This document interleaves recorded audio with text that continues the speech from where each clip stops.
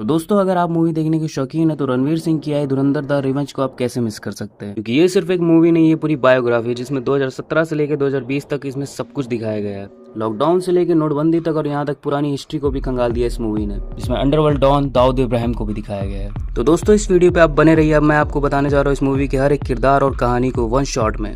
तो इस मूवी की कहानी वहीं से शुरू होती जहां इसका पहला भाग खत्म हुआ था। भारतीय अंडरकवर एजेंट जसरीत सिंह रांगी यानी रणवीर सिंह कराची के लयारी इलाके में हमजा अली के नाम से पूरी तरह से रहने लगता है, और पिछले भाग में गैंगस्टर रहमान डकैत की मौत के बाद हमजा वहां का अब सबसे बड़ा डॉन बन जाता है। और अब उसका असली मकसद रहता है पाकिस्तान की क्रिमिनल टेरर नेटवर्क को अंदर से खत्म करना और 26/11 के मास्टरमाइंड तक पहुंचना। अब हमजा धीरे धीरे आतंकी फंडिंग के रास्तों को बंद करता है और कई बड़े अपराधियों को सफाया करता है, और इसके दौरान उसे मेजर इकबाल और एसपी चौधरी असलम जैसे क्रिमिनल का सामना करना पड़ता है, और उसे भारत के एनएसए अजय सान्याल से निर्देश मिलता रहता है। और हमजा यलीना से शादी इसीलिए करता ताकि वो उन सबकी जासूसी कर सके और उनका विश्वास जीत सके, और ये उसके मिशन का सबसे बड़ा हिस्सा रहता है। लेकिन फिल्म के अंत तक आते आते मेजर इकबाल को हमजा की सच्चाई पता चल जाती है कि वो इंडिया का अंडरकवर एजेंट है।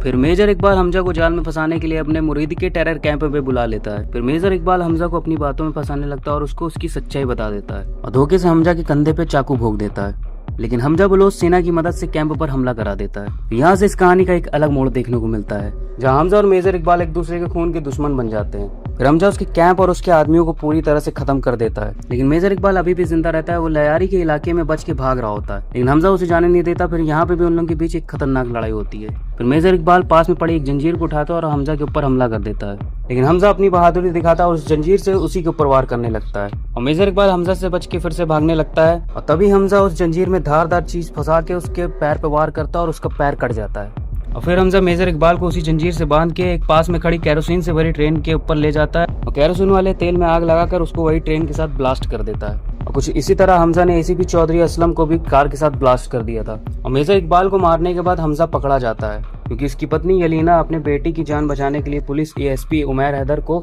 हमजा की सच्चाई बता दी थी। फिर आईएसआई उसे पकड़कर बुरी तरह से टॉर्चर करती है, लेकिन अजय सान्याल के पास पाकिस्तान के खुफिया प्रमुख का एक ऐसा राज रहता है जिसे वो उसके फोन पे भेज के उसे ब्लैकमेल करके हमजा को छुड़वा लेते हैं, और हमजा यलीना को एक सेफ जगह भिजवा देता है और अपने असली नाम के साथ अपने घर पहुंचकर अपने परिवार को दूर से देख रहा होता है। और यहाँ से इस मूवी की कहानी का दी एंड हो जाता है। तो दोस्तों, इस मूवी की कहानी मैंने आपको पूरी वन शॉट में बताने की कोशिश की है। तो वीडियो पसंद आई हो तो लाइक, कमेंट, शेयर और सब्सक्राइब जरूर करिएगा, और मुझे कमेंट में आप ये जरूर बताइएगा कि धुरंधर 3 के लिए आप कितने एक्साइटेड हैं। तो मिलते हैं किसी नई वीडियो के साथ। Thanks for watching.